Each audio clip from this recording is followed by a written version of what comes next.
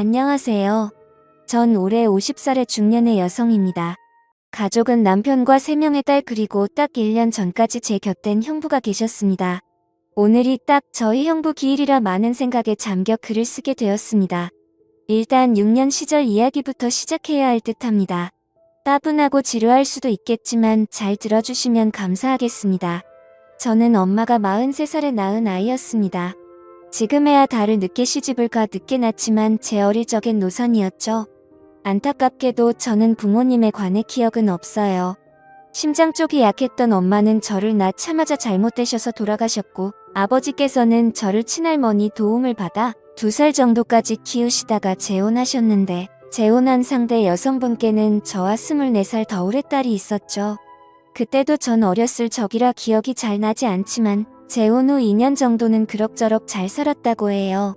2년 후 새 엄마가 갑작스럽게 유방암 진단을 받고 1년 정도 항암 치료를 하며 투병하시던 중 돌아가셨어요.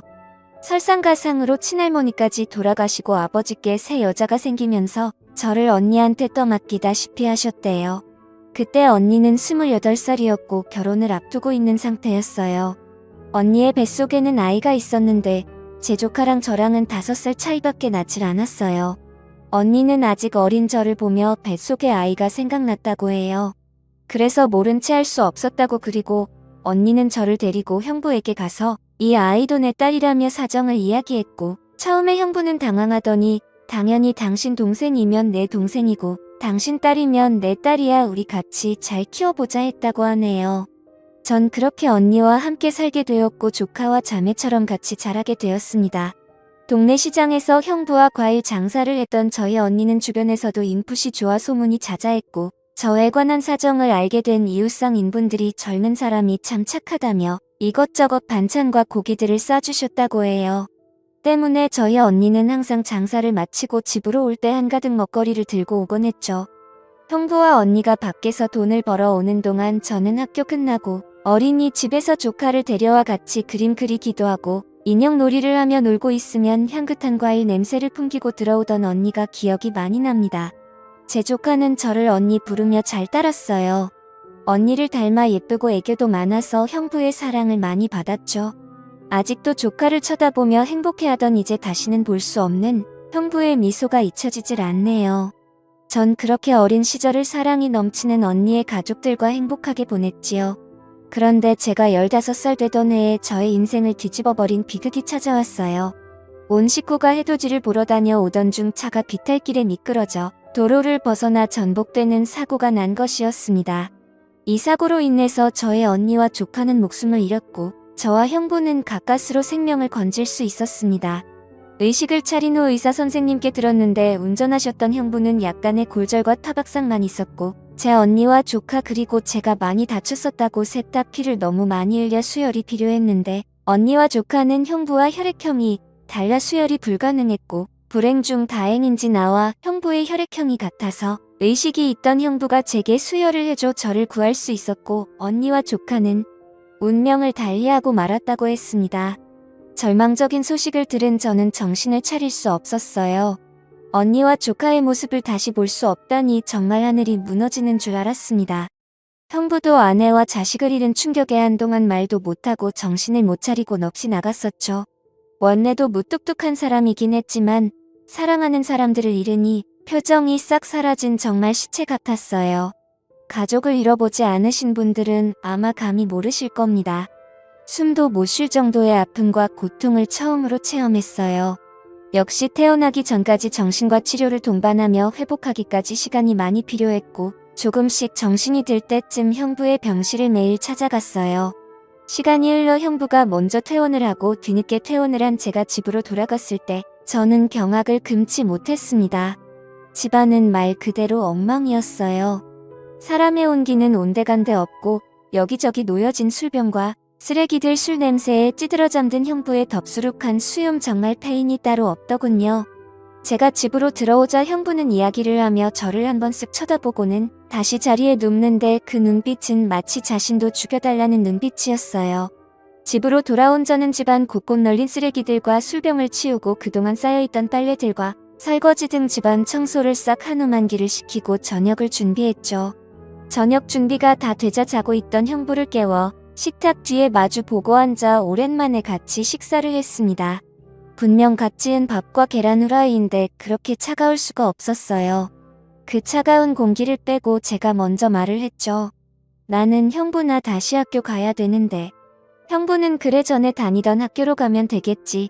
나는 내 형부는 선생님께 말씀드리마.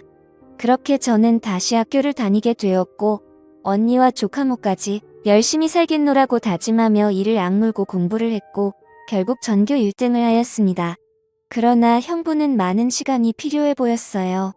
학교를 마치고 집에 오면 항상 같은 자리에 누워있는 형부, 그리고 형부를 보호하듯 주위를 둘러싸고 있는 빈 술병들. 학교가 끝나면 집에 와 널브러진 술병과 쓰레기를 치우고 저녁을 준비하는 저의 학교 후 일과는 항상 똑같았습니다.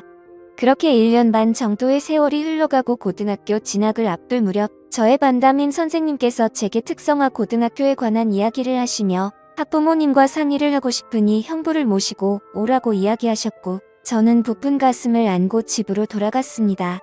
그러나 여전히 같은 자리에 있는 형부가 술병들 순간 무언가 잘못되었구나 싶더라고요. 그러면서 언니와 조카 대신 제가 살았다는 자책감은 절 헤어나올 수 없는 절망으로 내몰았습니다. 저는 그 자리에 주저앉아 서럽게 울기 시작했어요. 제 울음소리를 들은 형부가 잠에서 깨어 쟤를 발견하고는 "너 왔니?" 라고 하시더라고요. 저는 울부짖었어요. 나는 잘못했어요.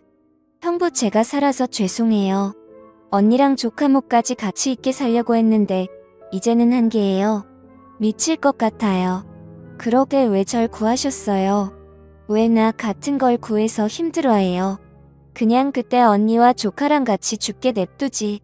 그냥 죽을 걸 그랬어. 이야기하며 베란다 난간으로 올라가는 나를 보곤 형부가 달려와 뒤에서 꼭 끌어안고 말씀하셨어요.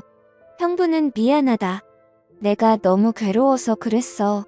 내 와이프랑 딸 생각하면 미칠 것 같아서. 너는 이제 내 자식이나 마찬가지야. 아내도 자식도 잃은 내게 처제인 너밖에 없어. 우리 시간이 걸리겠지만 먼저 간 내 언니랑 우리 딸모까지 같이 잘 살자. 내가 노력하마.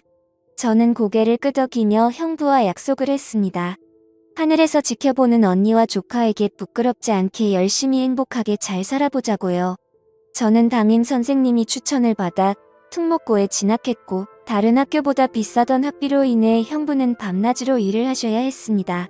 저는 낮에는 과일 장사를 하고 저녁에는 택배 일을 하시는 형부를 보며 그 고생이 헛되이 되지 않도록 피땀 흘려 공부를 했고 고생 끝에 서울대에 합격했습니다.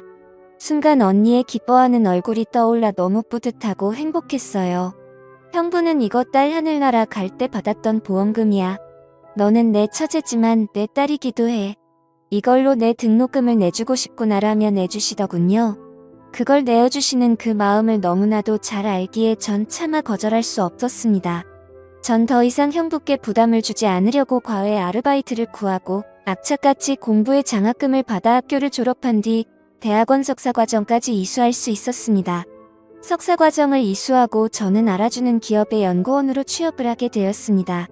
대기업의 연구원이라 야근이 잦았으나 바쁜 와중에서도 형부를 행복하게 해드리고 싶어서 재미있는 영화도 예매해서 보고 맛있는 것도 먹으며 같이 데이트를 했습니다.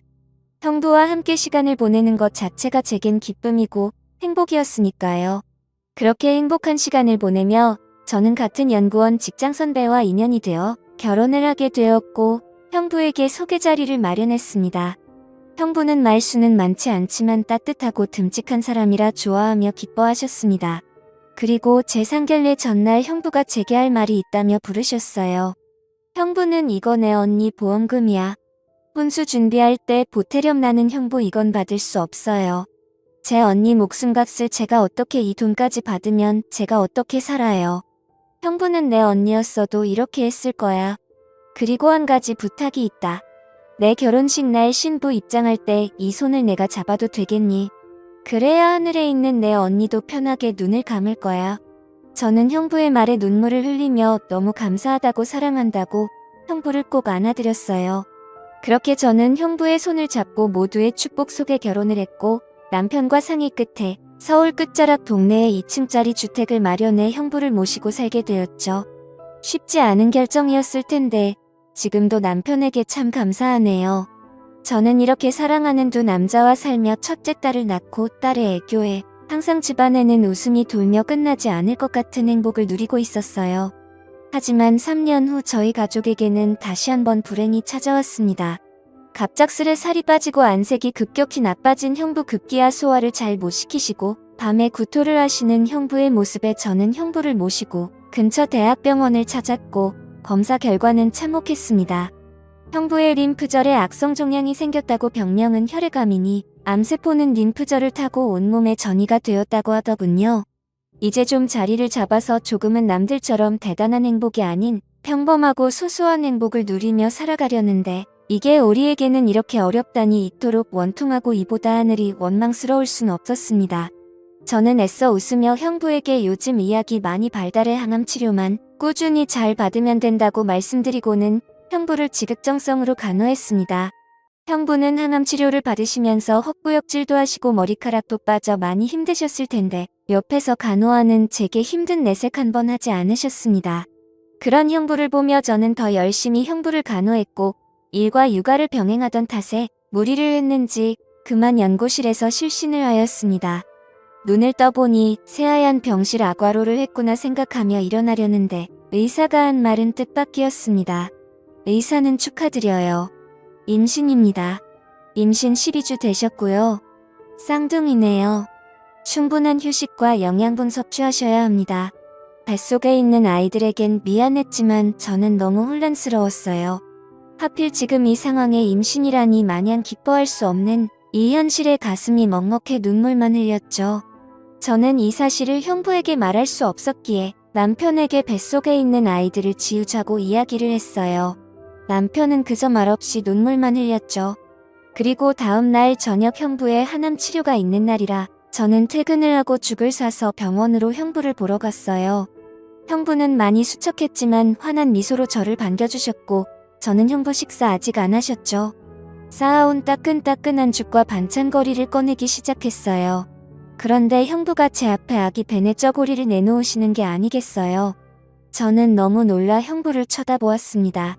형부는 내 남편 시켜서 샀다 아직 둘 다 성별을 몰라서 하얀색으로 샀는데 마음에 들지 모르겠구나.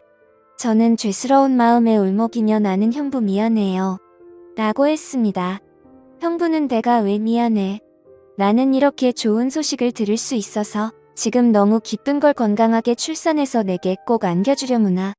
형부는 자책하는 제 손을 꼭 잡아주며 말씀하셨고 저는 형부를 붙들고 눈물을 왈칵 쏟았습니다. 저는 남편과 상의하여 휴직계를 내고 육아와 간병에 전념하기로 했습니다. 낮에 아이를 유치원에 보내고 형부가 있는 병원으로 갔습니다. 그런 날을 보는 형부는 홀몸도 아닌데 병실에 찾아오지 않아도 된다고 말씀하셨으나 저는 이것조차 못하면 제가 죽을 것 같다고 말씀드렸습니다. 형부는 태교도 못하는 저에게 미안하다며 병원 휴게실에서 이야기책과 잡지를 들고 오셔서 아름다운 풍경 사진도 보여주시고 재밌는 이야기도 들려주셨어요. 형부와 같이 사진을 보며 신혼여행도 제주도로 가서 한 번도 외국 여행을 가본 적이 없다는 형부를 꼭 모시고 가리라 다짐을 했었는데 저의 출산이 임박함과 동시에 형부의 상태는 악화되어 갔습니다. 횡행 머리 가죽만 남은 뼈의 분만실에 들어가기 전 다른 산모들은 건강한 아이를 낳도록 기도하는 시간에 저는 출산을 하고 나왔을 때 형부가 살아계신 것을 기도했습니다. 그리고 저는 건강한 여아들을 출산했습니다. 병실로 옮겨진 저는 곧바로 형부에게 전화를 했습니다. 아직도 그날의 기억이 생생하네요. 다시는 형부의 목소리를 들을 수 없을 것 같아 어찌나 마음이 조마조마하던지 형부는 다행히 전화를 받으셨습니다. 형부는 고생했다며 누구보다 기뻐하셨고 저도 부푼 마음으로 아이들을 형부에게 보여줄 생각에 회복에 힘을 썼습니다. 다행히도 우리 어린 공주들은 건강에 아무 문제가 없었고 저 또한 빠르게 회복했습니다. 저는 남편과 아이들을 데리고 형부의 병실을 찾아갔어요. 형부는 아이들을 보며 너무 예쁘다고 수고했다고 말하며 한없이 행복해하셨습니다. 하지만 저희가 왔다 간 다음 날부터 형부의 상태가 급격히 악화되었고 의사 선생님께서는 마음의 준비를 하라고 말씀하셨습니다. 그런데 저는 이대로 형부를 보내드릴 수 없었어요. 정말 업장이 무너져 내렸습니다. 며칠이 흘러 형부가 저희를 먼저 병실로 부르셨어요. 저의 가족을 한번 울어본 형부는 엷은 미소를 띠며 좋은 추억만 만들어줘서 고맙다고, 너무 행복했다고, 세상에 미련이 남지 않는다며 제 손을 잡아주시고는 이제 그만 내 언니가 있는 곳으로 보내주려는 하라고 하시는데, 저는 형부의 진심에 목이 메어 하염없이 눈물을 흘렸습니다. 그리고 그날 저녁 1년 전 오늘 나의 형부는 그렇게 눈을 감으셨고 그 모습은 그렇게 평온해 보일 수 없었습니다. 형부를 조카와 언니에게 보내드린 후 저는 형부에게 받은 사랑을 잊지 않기 위해 한 달에 한 번 꼭 저희 가족들과 헌혈을 하고 있어요. 앞으로도 베풀면서 열심히 살겠습니다. 지금까지 제 사연을 들어주셔서 감사합니다.